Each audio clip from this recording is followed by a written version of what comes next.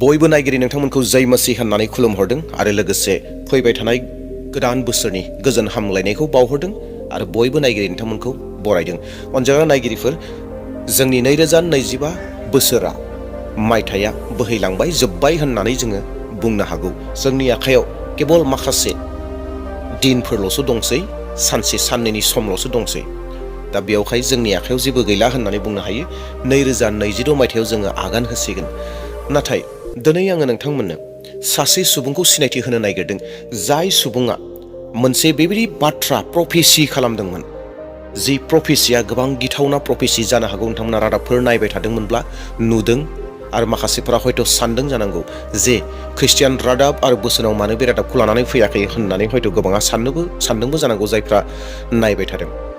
दा अनजाग्रा नायगिरिफोर, बे बाथ्रायानो जाहैबाय 2025 मायथाइनि 25 डिसेम्बर, डेट मिन्स ख्रिस्टमास खालि, बरदिननि सानखालि बुहुमाव मोनसे बेबायदि दैबाना जागोन, गिदिर दैबाना जागोन। बे जाहैबाय नुहुनि समनि दैबाना, बुहुमखौ गासैखौबो लोमफब होजोबनानै मानसिफोरखौ सिथारजोबगोन होननानै बुंनाय सासे बेक्ति, सासे सुबुं, सासे प्रफेट जाया गावखौ प्रफेट होननानै बुंनानै लायो आरो लोगोसेयैनो जिसुनि आत्माया आंनियाव दं होननानै बुंनानै लायो। बे सुबुंखौ आं नोंथांमोननो सिनायथि होनो नागिरदों। आरो बिनि उनाव मा जाखो, 25 डिसेम्बरा मानो फ्लाड जायाखिसै, मानो दैबानाया जायाखिसै, बेफोर गासै डिटेल्सखौबो नोंथांमोननो आङो बुंगोन आरो बिथाङा बबेनि माबायदि बेफोर गासैखौबो डिटेल्सै होनो थांगासिनो दङ। दा बेवहाय जोबजासिम नायगोन आरो बि सुबुंखौ मोनथिना थानाया नोंथांनि थाखाय गोबां गोनांथिथार। दा बेयावहाय भिडिअखौ जोबजासिम नायगोन। दे अब्ला नोंथांमोननो आङो बे रादाब क्लिपखौ दिन्थिग्रोनो हास्थायबाय आरो जोबनाय फारसे आङो गावनो बाइबेला बे बिसयाव मा बुङो बेफोर गासै बाथ्राफोरखौ जोङो रुजुलायनानै फिननायखौ नागिरहैगोन। दे अब्ला नायग्रोदो। अफ्रीकी देश घाना से एक अजीब खबर आई है। घाना में एक शख्स ने खुद को पैगंबर डिक्लेयर कर दिया और ऐलान किया कि 25 दिसंबर को कयामत होगी। इसका जिक्र उसने कहा कि बाइबल में किया गया है। इस संत की शख्स ने दावा किया कि जिसे कयामत से बचना है वो समंदर के किनारे पहुंचे और उन बोट्स पर सवार हो जो उसने खुद बनाई है। हैरानी की बात है कि इस शख्स की बातों पर यकीन करके हजारों लोग अपना सामान समेटकर समंदर की तरफ भागने लगे। इस सेल्फ प्रोक्लेम्ड पैगंबर का नाम ईबो नोवा है। वो दावा करता है कि ईसा मसीह उसके ख्वाबों में आते हैं। ईबो नोवा पिछले कई दिनों से लकड़ी से पुराने दौर की बोट्स बना रहा था। वो खुद को नोवा यानी बाइबल का वो किरदार बताता है जिसने कयामत के दिन अपनी कश्ती में बैठकर मानवता को बचाया था। जब उसके कहने में आकर हजारों लोग नाव में सवार होने के लिए पहुंच गए तो ईबो नोवा ने कहा उसकी बोट्स में इतनी जगह नहीं है कि सबको बिठा सके, इसलिए उसने ईश्वर से गुहार लगाई और भगवान ने उसकी प्रार्थना कबूल कर ली। कयामत को कुछ और दिनों के लिए टाल दिया। पता लगा कि ईबो नोवा ने खुद को पैगंबर घोषित करके करोड़ों रुपए जुटा लिए और अब वो पब्लिक के पैसे से आराम की जिंदगी जी रहा है। मिजिंथिदों साफ्रोम नायगिरि नोंथांमोना गोसो होनानै खोनासंबाय आरो नुबाय बिथाङा सोर मानसि, माबायदि प्रफेट, बेखौ एसेब्लाबो आइडिया मोनबाय। इन्डिया टिभिनि जि निउस दङ, जि राजत शर्माया बुंनानै होदों, बिनि गेजेरजों नोंथांमोना एसेब्लाबो आइडिया मोनखाबाय। इबो नुआ, जायहा गावखौ प्रफेट होननानै बुंनानै लायो, बिथांखौ आङो नोंथांमोननो गोबां आवगायावनो सिनायथि होनो होननानै सानदोंमोन, नाथाय समनि आंखालाव नोंथांमोननो आङो खोन्थानो हायाखैमोन। नाथाय दिनै नोंथांमोननो डिटेल्सै खोन्थागोन। अनजाग्रा नायगिरिफोर, नोंथांमोना अलरेडि नुबाय जे इबो नुआ होननाय आफ्रिकानि गाना होननाय मोनसे हादोरनि बाथ्रा। अनजाग्रा नायगिरिफोर, बे जाहैबाय आफ्रिकानि सिङाव थानाय गानानि सासे सुबुं जायनि मुङा इबो नुआ, गावखौ नुहु होननानै बुङो। जों जुदि बर'आव ट्रान्सलेसन खालामोबा बे जाहैबाय इबो नुहु होननाय, इबो नुआ इंलिसाव। दा बिथाङा बहुद सिगांनिफ्रायनो बाथ्राफोरखौ बुंगासिनो दङ, बेबायदिनो आलादा आलादा प्रफेसि होगासिनो दङ, नाथाय मोनसेबो प्रफेसिया जाफुंसाराखै। आरो एबाराव 2025नि डिसेम्बर, जि डिसेम्बरनि 25 ख्रिस्टमास सान दङ, बै ख्रिस्टमास साननि आवगायाव इबो नुआया ओरैबायदि मोनसे बाथ्राखौ बुंदोंमोन, बे जाहैबाय बुहुमनाङैनो मोनसे दैबाना जागोन आरो दैबानायाव गासैबो थैजोबसिगोन। दा बिनि थाखाय इसोरा आंनो बिथोन होदों जे नाव बनायनो थाखाय होननानै बिथाङा नाव गिदिर बानायबाय। आरो जेब्ला 2025नि 25 डिसेम्बरा जेब्ला सफैयो गोबां मानसिफोरा बेखौ जिहेतु फल' खालामो, बेखौ जिहेतु सैथो होननानै सानो, बिनिखाय गोबां मानसिफोरा बै 25 डिसेम्बर खालि जि ख्रिस्टमास सेलेब्रेसन खालामनांगौ बेफोर गासैखौबो बन्द' खालामनानै दोनथ'नानै गासैबो मानसिफ्रा थफ्ला थफ्लि लानानै बै नाव फारसे ओंखारलांदों। जिहेतु दैबाना जागोन, बुहुमा लोमफबगोन, गासैबो सुबुंफ्रा थैगोन।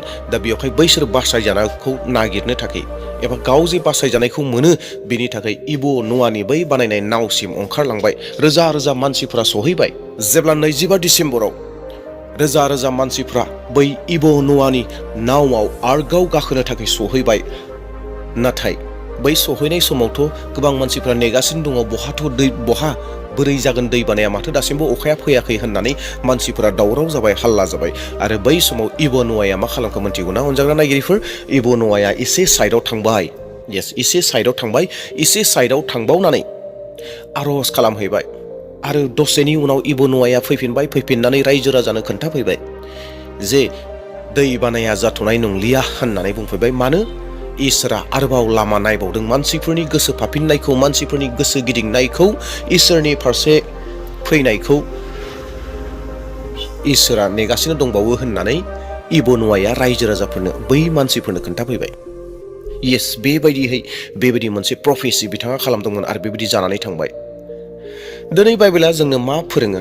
दिनै इब' न'आया बाइबेलनि कमप्लिटलि उल्था खामानिखौ प्रफेसि होगासिनो दङ, जायनि जाहोनाव इसोरनि बोसोना बुंखायो जे जायफोरा गावनि गोसोनिफ्राय बाथ्राफोरखौ बुङो बिसोरनि बुंनायफोरा माब्लाबाबो जाफुङा। बेयावनो जोङो नंखाय नाबि होननानै, नंखाय प्रफेसि होग्रा होननानै मोन्थिदो होननानै इसोरनि बोसोना जोंखौ बुंदों। बे बाथ्राखौनो इसोरा हुदा बिजाबनि 18 बालाब 21 आरो 22 सिरियाव बुंदों। नोंसोरो गावसोरनि गोसोआव बेबादि सानोब्ला बे बुंनाया फोरबोनिफ्राय नंगौना नङा जोङो माब्रै मिथिनो? नोंसोरो मिथिदो जायनि रायथिनाया फोरबोनिफ्राय नङा बिनि रायथिनाया जाफुङा। बियो गावनि बोलोजोंसो बुंदों, बिनिखाय नोंसोरो बिखौ गिनो नाङा। अनजाग्रा नायगिरिफोर, जि इब' न'आया जि प्रफेसि खालामदोंमोन बे प्रफेसिया गावनि गोसोनिफ्राय। आरो लोगोसे जोङो मोनसे बाथ्रायाव रोखायै फोरमान मोननो हायो। नुहनि समाव जि दैबाना जादोंमोन, बै दैबाना जोबनायनि उनाव, मानसिफ्रा थैखांजोबनायनि उनाव जेब्ला आरारात हाजोआव जि नाव दङमोन, बै नावा बै हाजोआव थादोंमोन, बै समाव इसोरा मोनसे प्रमिस होदोंमोन, सत बांसा लादोंमोन जे गासै पृथिबियाव आङो फैबाय थानाय समाव मानसिफोरखौ बेबायदि दैबानाजों सिथारग्लुंनाय नंलिया होननानै मोनसे प्रमिस लादोंमोन। जि बाथ्राखौ जोङो जागायजेननायनि 9 बालाब 10 सिरियाव मोननो हायो। आरो आंनि नोंसोरजों रदाय खानाया बेनो, दानिफ्राय प्राण गोनां मानिया माब्लाबाबो दै लोमफबनायजों सिथारजानाय नंलिया, आरो हागुंखौ आद्रि खालामनो थाखाय दै लोमफबनाय माब्लाबाबो जाबावनाय नङा होननानै इसोरा बेयाव बुंदों। आरो इसोरनि बुंनाया माब्लाबाबो फेलें जाया। इसोरा जिखौ बुंबाय बियो जागोन। नाथाय जोङो नुनो मोनदों इब' न'आ, जायहा आफ्रिकानि, जायहा गावखौ सासे नाबि होननानै बुंनानै लायो, जायहा गावनियाव इसोरनि आत्माया दङ होननानै बुंनानै लायो, आङो इसोरजों दैथाय हरजानाय होननानै बुंनानै लायो, बे इब' न'आ गावखौ प्रफेट होनो। नाथाय बिनि प्रफेटनि जिथु प्रफेसि खालामनाय गासैबो नंखाय। दिनै बाइबेला बेखौ फोरमान होदों। नाथाय मानसिफोरखौ मा खालामदों? बियो थगायदों, थगाय दोनदों। मानोना अनजाग्रा नायगिरिफोर, माथाइनि 24 बालाबाव बुंखानाय दं। आं बेखौ नोंथांमोननो आरोबाव दिन्थिनानै होनो हास्थायदों। बेनो जादों माथाइनि 24 बालाब 10 सिरि आरो माथाइनि 24 बालाब 24 सिरि। गोबां नंखाय नाबिफोर जाखांनानै मानसिफोरखौ आन्दायहोगोन। मानोना नंखाय ख्रिस्ट'फोर आरो नंखाय नाबिफोर ओंखारगोन। बिसोरो सोमो गोनां हांखो दिन्थिगोन आरो सोमो गोनां हाबाफोर मावगोन आरो हायोब्ला इसोरनि सायख'नायफोरखौबो बमब्रायगोन। अनजाग्रा ख्रिस्ट'नि बिसा नायगिरिफोर, इसोरनि बोसोना दिनै जोंनो स्पष्ट रोखायै बुंदों जे जोबनाय बोथोर फारसे बेबायदि सुबुंफोर फैगोन जेराव गावखौ ख्रिस्ट' होननानै बुंनानै लागोन, गावखौ नाबि होननानै बुंनानै लागोन आरो गोबां फोथायारिफोरखौ आन्दायहोगोन।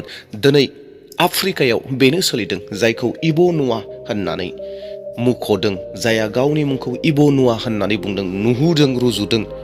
बै सुबुङा दिनै गोबां रोजा रोजा मानसिफोरखौ आन्दायहोगासिनो दं। जेराव 25 डिसेम्बराव ख्रिस्टमास सेलेब्रेसन खालामनांगौआव गासै मानसिफोरखौ थगायनानै दैबाना जासिगोन होननानै रोजा रोजा मानसिफोरखौ आन्दायहोदों।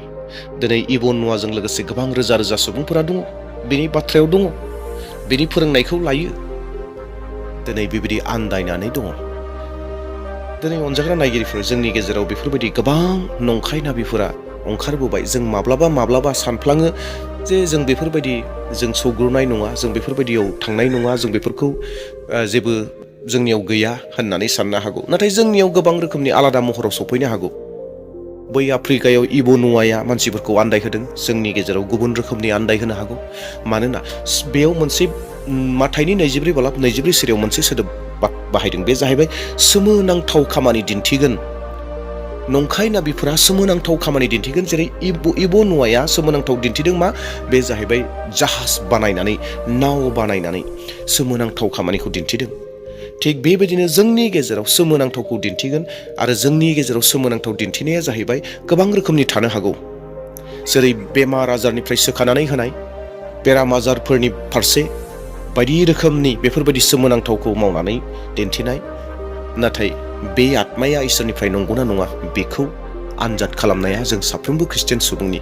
अनजाग्रा नायगिरिफोर, बे भिडिअखौ लाबोनायनि ओंथिया बेनोदि बुहुमाव बेबायदि नंखाय नाबि, ख्रिस्ट'नि मुं लानानै खामानि मावग्रा गोबांफोर दङ। दा बेखौ जों सिनायनो नांगोन। दा बेयावखाय 2025 मायथाइयाव इब' न'आया बेफोरबायदि खामानि मावदों। नाथाय 2026 मायथाइयाव बोसोर गोदानजों लोगोसे जोंनियाव गोबां महराव नंखाय नाबिफोरा, नंखाय ख्रिस्ट'फोरा बेबायदि फैनो हागौ। दा बेवहाय साबधान जागोन। सोमोनांथावखौल' केबल फोथायनांगौ बे नङा, सोमोनांथावखौ नंखायफोराबो मावनो हायो, सैतानाबो मावनो हायो। आरो लोगोसे बुजिनानै लादो जे गुबुन गुबुन धोरोमनि फोथायनाय मानसिफोरनियावबो गोबां सोमोनांथावफोरा जायो, बिथांमोनाबो गोबां सोमोनांथावफोरखौ नायो। दा बेयावहाय सोमोनांथाव जेरावनो जायो बेयावनो थांनांगौ, सोमोनांथाव जेरावनो जायो बेयावनो सहैनांगौ, बे बाथ्राया नङा। दा बेखौ गोसोआव लागोन, मानोना नंखाय नाबिफ्रा सोमोनांथाव दिन्थिगोन, आरो बै सोमोनांनायानो मानसिफोरखौ गोबां बोगोन। दा बेवहाय साबधान जागोन। इसोरनि आत्मानि नंगौना नङा बेखौ नोजोर होगोन, मानोना नंखाय नाबिफोरनि बुंनाय बाथ्राफोरा, मावनायफोरा जाफुंसारजोबनाय नङा, बेखौ जोङो मोनथिगौ। अनजाग्रा नायगिरिफोर, साबधान जागोन। 2026 मायथाइया सफैगासिनो दङ। दा सैताना 2026 मायथाइयाव जोंनि फोथायनायफोरखौ गोबां गुलाय गुजाय खालामनो थाखाय रेडि जानानै दङ। गोबां रोखोमनि राहा लामाफोरखौ लादों, गोबां मानसिफोरखौ बाहायदों, जेरै इब' न'आखौ बाहायदों। थिग बेबायदिनो जोंनि ओनसोलफोरावबो, जायगाफोरावबो आलादा आलादा रोखोमै फैनो हागौ, महरा आलादा आलादा जागोन। दा बेयावहाय साबधान जागोन। दे अब्ला बयहाबो गोजोन सुख सान्ति जाथों। 2026 मायथाइया बयनिबो थाखाय आशीर्बाद गोनां जाथों। मिजिंथिदों नोंथांमोना बे भिडिअनि गेजेरजों एसेब्लाबो बावना थानाय बाथ्राफोरखौ गोसोआव फैदों आरो माखौबा सोलोंदों। आरो लोगोसेयैनो खावलायनो हास्थायदों, चेनेलाव गोदान फैदोंब्ला साबस्क्राइब खालाम, लाइक खालामदो, आरो लोगोसे शेयार खालामनो दाबावसै। दे अब्ला बेसेयावनो दोनथ'बाय। प्रेज द लर्ड, जय मसीह। Thank U.